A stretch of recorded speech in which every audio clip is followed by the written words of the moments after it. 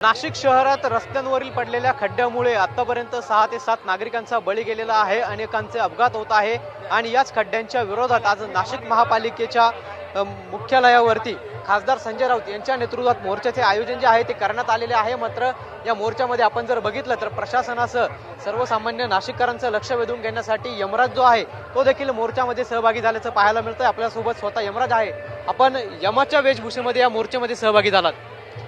यमाच्या वेशभूषेमध्ये या मोर्चामध्ये सहभागी होण्याचं एकमेव कारण आहे की जी झोपलेली महानगरपालिका आहे, झोपलेले जे कुंभमंत्री आहे, यांना जागा करण्यासाठी, यांना एक समज देण्यासाठी या मोर्चामध्ये आम्ही सहभागी झालेलो आहोत या वेशभूषेमध्ये।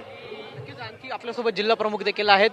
खरं तर आपण प्रशासनाचं लक्ष वेधून घेण्यासाठी आज महाजन आक्रोश मोर्चा जो आहे तो महापालिकेवर घेऊन जात आहे। वेळोवेळी आंदोलनं निवेदनं देऊन या प्रशासनाला प्रणित प्रशासनाला जाग आली नाही, म्हणून आज हा धडक जनतेला घेऊन जनाक्रोश मोर्चा आहे।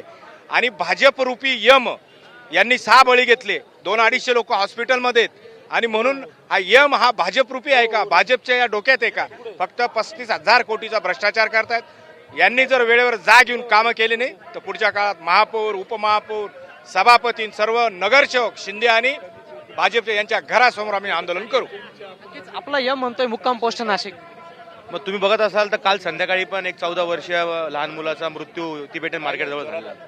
म्हणजे याचा अर्थ यांनी ठरवून घेतलंय की किती मृत्यू झाले तरी काही फरक पडत नाही।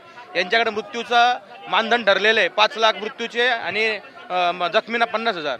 म्हणजे हे पैशात माणसाची किंमत करणारी सत्ताधारी आहे। त्यामुळे येणाऱ्या पुढच्या काळामध्ये आजच्या मोर्चानंतर जर या आंदोलनानंतर यांनी जर खड्डे बुजवले नाही व्यवस्थित तर यांच्या घराबाहेर आम्ही सत्ताधाऱ्यांच्या घराबाहेर आम्ही आंदोलन करणार आहोत।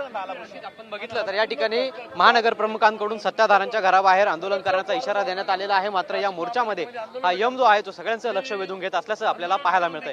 कॅमेरा पर्सन हरीश नेगीसह पवन येवले, TV9 मराठी, नाशिक।